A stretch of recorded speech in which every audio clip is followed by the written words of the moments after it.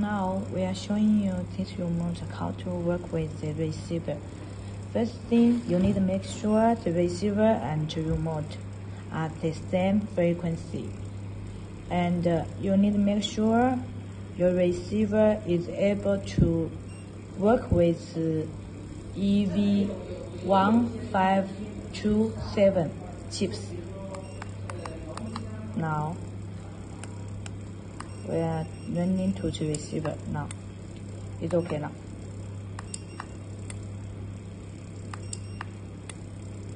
So both of them need to the same frequency, and this receiver must be able to work with running code.